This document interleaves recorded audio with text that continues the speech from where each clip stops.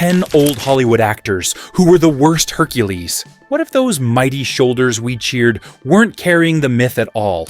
If voice, story, and soul don't line up, even a demigod turns to cardboard. That's the test our generation learned on small sets with rabbit ear antennas. Strength isn't the costume, it's the conviction behind the eyes. And when the fit is wrong, a voice that doesn't belong to the face, a script that treats legend like wallpaper, a TV pilot trimmed to the bone, or an import retitled Hercules, until the soul slips out, you feel it in your seat. We're not here to sneer at physiques. We're naming the 10 old Hollywood Hercules, turns we wanted to love, but couldn't, because the belief never arrived. Which names are you expecting, and which one would shock you? Comment your guess, and we'll compare notes at the end. Number 10, Gordon Scott, Hercules, that felt like a pilot. You remember Gordon Scott's calm strength from the jungle days. Steady eyes, no bluster. On paper, Hercules and the Princess of Troy should have let that poise breathe. On screen, it's a 47-minute TV pilot, trimmed to fit a slot, and you feel the squeeze. Scenes hurry where they should build. The sea monster showdown plays more like a prop test than a trial. Scott plants, lifts, and looks the part, but the story never gives him the why. No sense of burden, no brush with the gods, just errands and fast cuts. Even the sound works against him, that floating dub tone our generation knows too well. Sitting on top of the picture, instead of living inside it. Costumes hang light, dialogue lands like station announcements, and the myth shrinks to a checklist. You don't blame Scott. You blame a format that confuses outline with awe. He brought the frame. The show forgot the soul. Think back to the quiet moments. A real Hercules gets one look, one breath, where the room goes still. This pilot never lets him have it. No pause on a vow, no hush before the lift. It rushes him from task to task, like a guest star on his own show. We admired the man. We didn't meet the hero. If tight runtime can miniaturize a legend, parody can erase him completely. Next, the version where Hercules becomes the joke. Number 9, Frank Gordon. Hercules turned into a punchline. You remember the posters that promised thunder and marble? This one opens with a pratfall.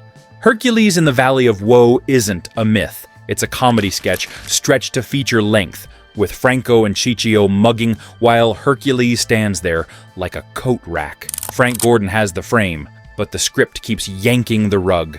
Time travel gags, odd cameos, jokes that wink at you instead of letting the scene breathe. Our crowd will sit for a spoof, sure, but only if the hero still feels like a hero. Here he's background furniture. Comedy can honor a legend if the punchline aims around him, not through him. Here, the gags keep stepping on the halo. The time travel racket is cute for 10 minutes, and then it starts to chew the corners off the character. By the final reel, you remember the skits, not the strength. Watch the rhythm. Setups race to punchlines. Reaction shots linger too long, and every moment that could carry wonder is traded for a silly face. The result isn't angering, it's airless. You don't blame the actor.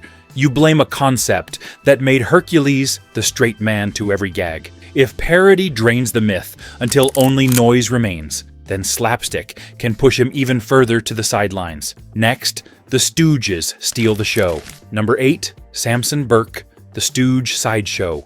You and I like a good laugh, but the Three Stooges Meet Hercules asks the demigod to play second fiddle to eye pokes and pratfalls. Samson Burke brings the glare and the shoulders, yet every scene tilts toward the trio's bits. Time machine antics, gym gags, arena chaos, until Hercules feels like a bouncer, wandering through someone else's sketch. The film did business, no doubt, but box office isn't the same as belief. A great Hercules needs purpose.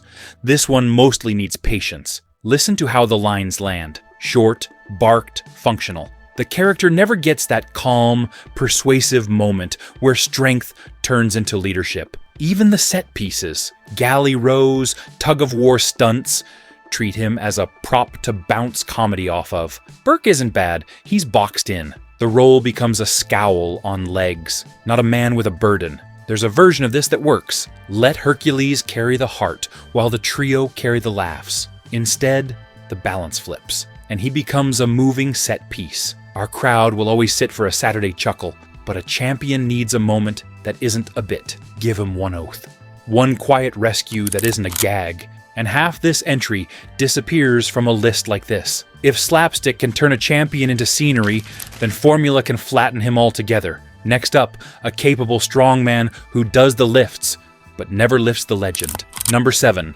Brad Harris, strong back, thin myth. You remember Brad Harris for honest hits, the kind you felt in your seat, because he did half of them himself. In The Fury of Hercules, that stuntman backbone shows. Doors splinter, chains snap. The camera trusts his balance and hands, but the story doesn't trust the character. Scene after scene runs like a checklist. Revolt here, rescue there, villain glowers, hero shoves a gate. It's competent, never convincing. Hercules should feel like a calling. Here he feels like a job. Harris isn't the problem. He stands square, moves clean, and keeps the brawls tidy. The rhythm is mechanical. Action where meaning should build. Dialogue is serviceable, the romance a shrug, and the politics of the city barely sketched. You and I watched these at the drive-in and didn't mind a thin plot. But even on a small set, you can tell when a picture forgets to breathe. The lifts look heavy. The moments feel light. You can feel the stuntman's honesty. Hands placed right. Hips under the weight.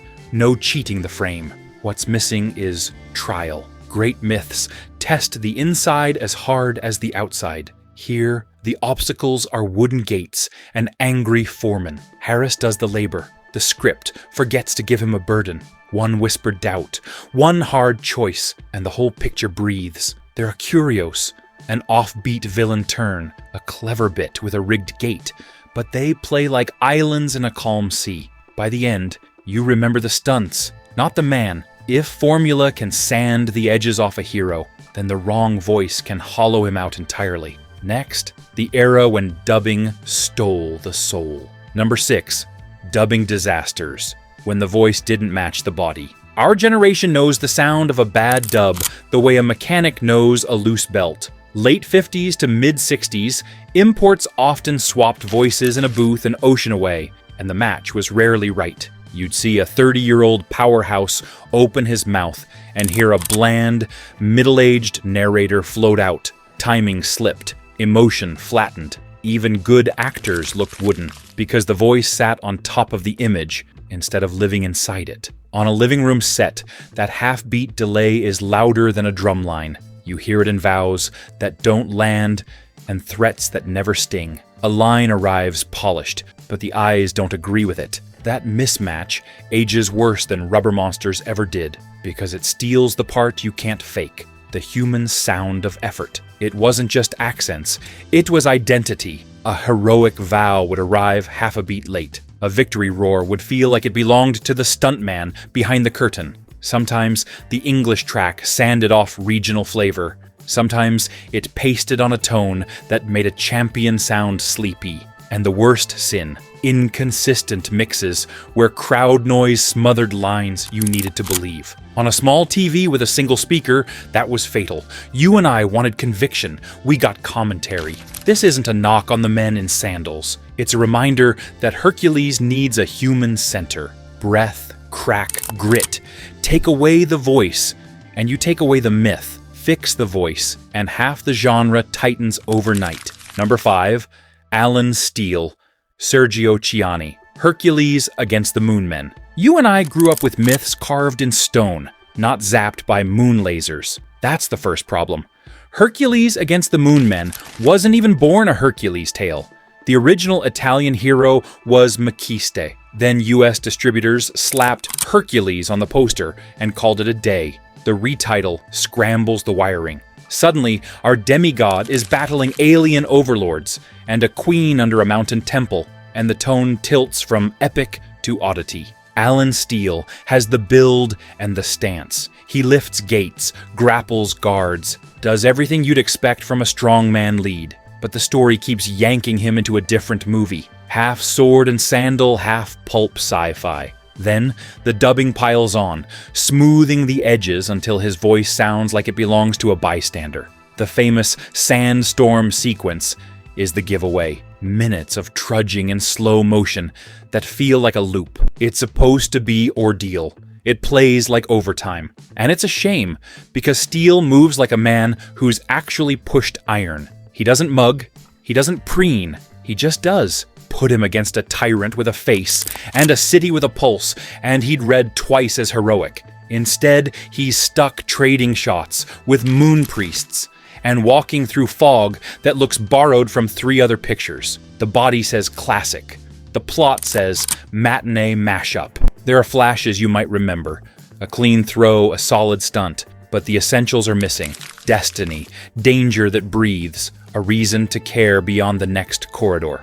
Retitles can fool a marquee. They can't fool a living room. If off-brand plotting can confuse a hero's identity, then even the right title can't save a performance that turns to marble. Next, the Babylon adventure, where Hercules looks the part and still feels like a statue. Number 4, Peter Lupus, Rock Stevens, marble without a pulse. You remember Peter Lupus for that quiet steel, broad frame, no wasted moves. On paper, Hercules and the tyrants of Babylon should have fit him. Grand sets, prison breaks, a city that needs a giant's hand. On screen, the scale looks right, and the man looks carved, but the soul never shows. Lines land like captions. Reactions arrive a beat late. The dub smooths his edges until the voice you hear doesn't seem to belong to the chest you're watching. It feels sealed off. Action isn't the issue. Gates come off hinges.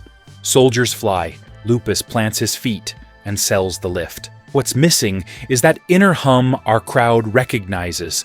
The sense that Hercules carries a code, hears the gods, feels the weight of saving people who can't lift what he can. Instead, the film treats him like a traveling crane. Place hero here, apply force there, move on. By the finale, you remember the model of Babylon, not the man who was supposed to tower over it. Give him 5 lines of clean motive, and this whole ranking shifts. Hercules isn't just a lifter, he's a steward.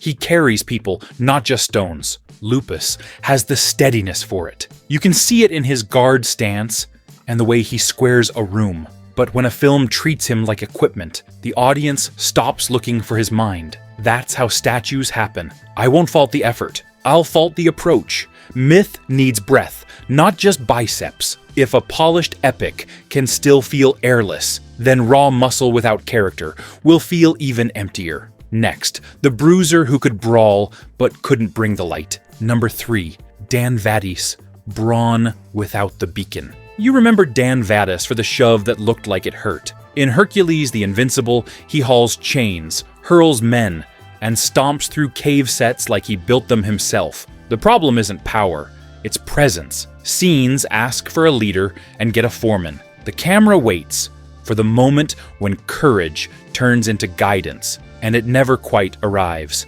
Even the retitle shuffle, sold on TV as Son of Hercules in the Land of Darkness, makes the hero feel generic, like anyone could swap in and nothing would change. Watch his face in the quiet beats. The story needs a flicker, doubt, mercy, resolve.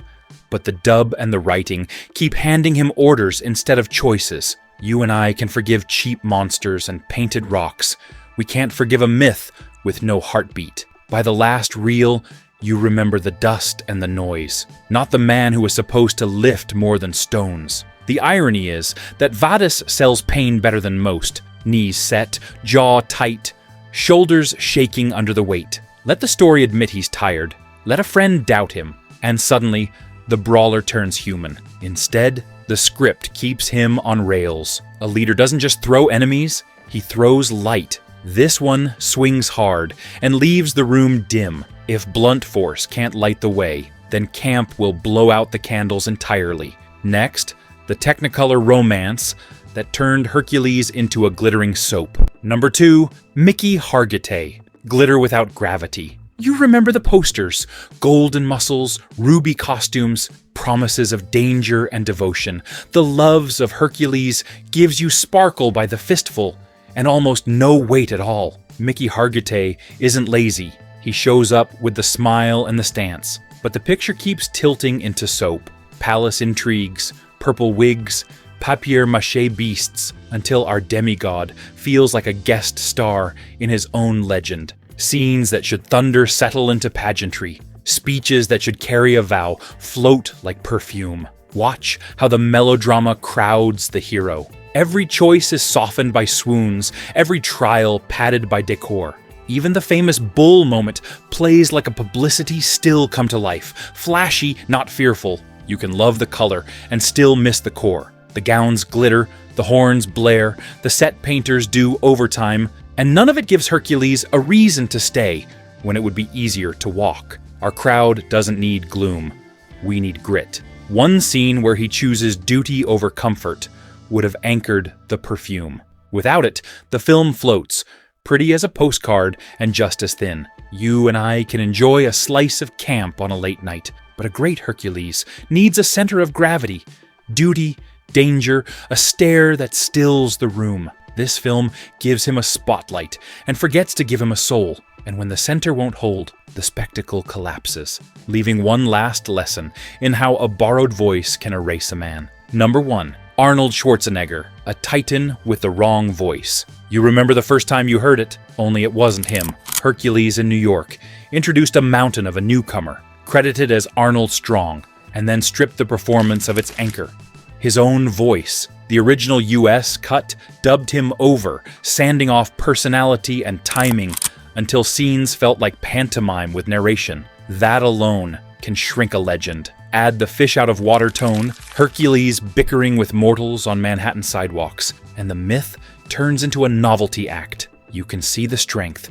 You can't hear the man. Look at the choices the story hands him. Carriage chases through the park, wisecracks that play like winks. A god reduced to a tourist with a gym membership. It's not that the kid lacked effort. It's that the movie kept treating Hercules like a punchline, and the dub pinned him there. Our generation will laugh at a camp curio on a late night. But to believe a demigod, you need conviction in the eyes and the voice. Here, one half was borrowed, and the other half kept tripping over gags. I don't fault the debut. We all start somewhere. I fault a production that confused publicity with power. Strip the sound a man built his life on, and you cut the myth at the root. And that's the lesson across this list. When voice, story, and soul don't line up, even the biggest shoulders can't carry Hercules. We didn't come here to dunk on anybody's shoulders. We came to remember why some nights felt thin. When the voice doesn't fit the face, the oath doesn't land. When scripts chase gags, or paint-by-numbers revolt plots, the legend turns light. And when a different hero gets retitled Hercules, the soul slips before the first drum hits. Our crowd can forgive foam rocks and tight budgets. We grew up with both. What we can't forgive is a hero without a heartbeat. If muscle was the ticket in, conviction was the price of admission. That's the real measure. Get the breath right, give the man a reason, and even a modest set can feel like Olympus. Miss those, and a marble torso is just furniture. Maybe that's why the best versions still feel fresh on small screens. They don't beg for belief, they earn it. One steady glance, one honest breath, one choice that costs something. The rest is paint and thunder. We can enjoy paint and thunder. We just won't mistake them for Olympus. Your turn, friends. Which portrayal did you want to love but couldn't? Lock your pick for the most overhyped Hercules. And tell me who you think secretly deserved the sandals instead. If you enjoyed this, stay close. Next time, we test another favorite, the toughest gladiators, who dropped the sword when the crowd needed them most.